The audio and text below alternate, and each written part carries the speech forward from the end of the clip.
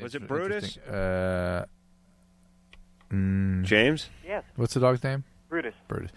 I came up with an interesting thing during the break, and that is that she was saying how her animals are her children. Mm-hmm. And in this culture right now, women wait till fairly late to have children, and so a lot of that maternal nurturing instinct gets poured into animals.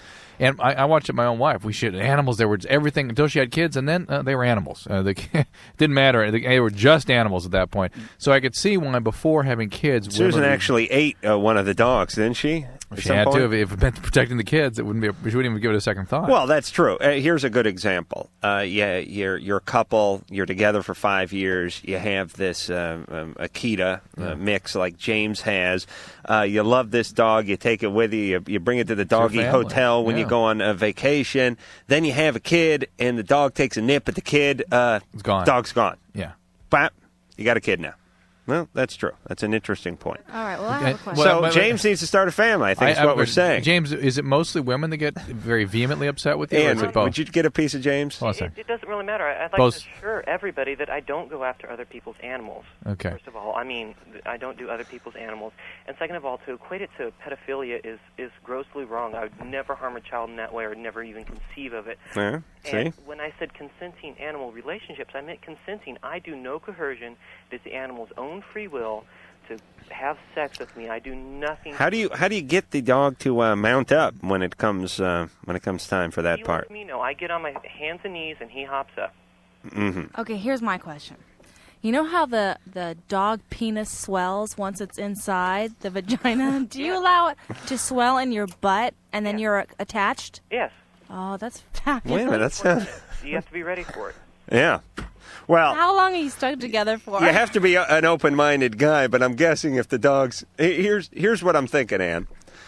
If you're on board to the part where the dogs, where you're crawling around on all fours naked in the living room and the dog's mounting up, the penis swelling part isn't as big a surprise as it might be to others. You know what I mean? He's already crossed the line.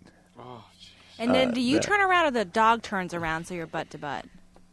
Oh, they go butt to butt? Yeah, well, because the dog then hops off and turns around, so they're stuck together butt to butt. Oh, really? Oh, yeah.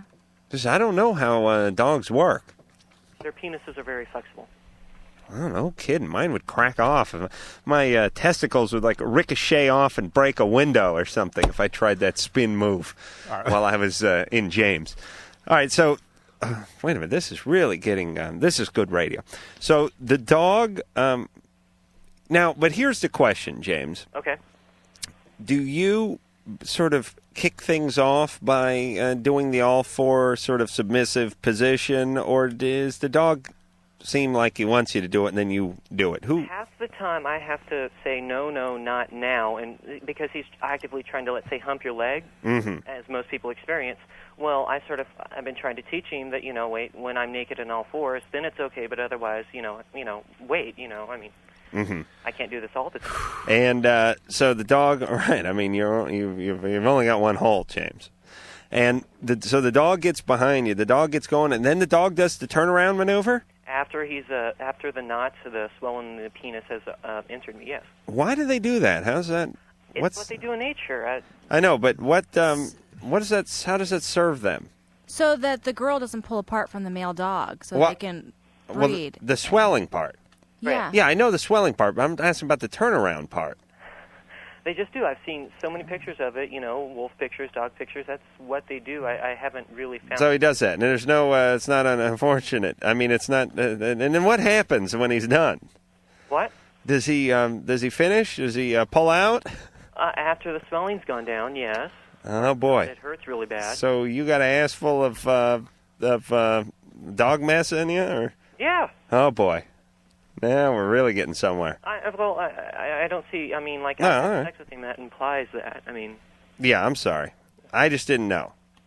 That's okay. Okay. And here's a question I want to know. Is dog semen any different than people semen? Yes. Oh, it is? Yes. It's a lot thinner, and it's clearer, and it has a bit more of a bitter taste. Oh! More than we needed to know. Oh, Dooley's got his face down on the console now. That's it.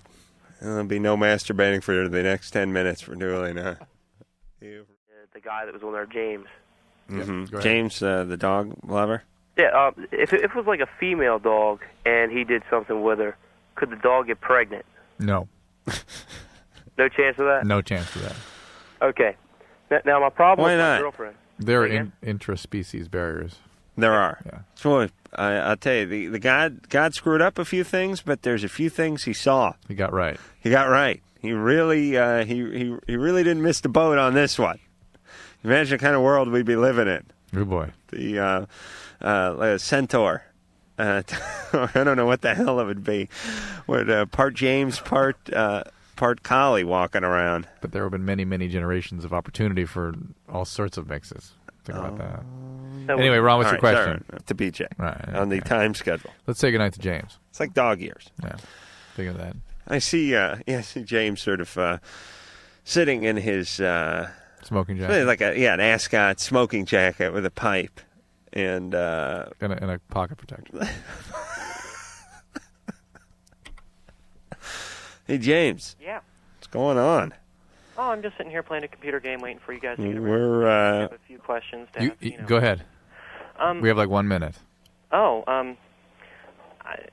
Thank you. I really have to understand why people do get upset, but for me, those are mute questions. I mean, the animals, they're consenting. I'm not forcing them to. I would never. I'm. But James, pretty well adjusted. James, let me just say this.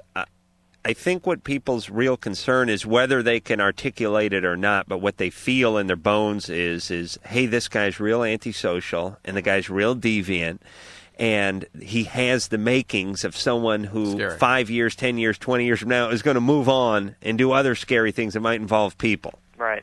And obviously you're going to say that that's not going to happen, but they would argue that this is so deviant and so antisocial that it almost has to develop into something bigger and scarier. Right. And that's Drew and I sort of feel that way as well. And that indeed James must be suffering in his emotional world. He is not aware of it because he's detached from it totally, and that he would be benefited from some help, which is what Mike said a couple So should he see a therapist or a veterinarian? All right.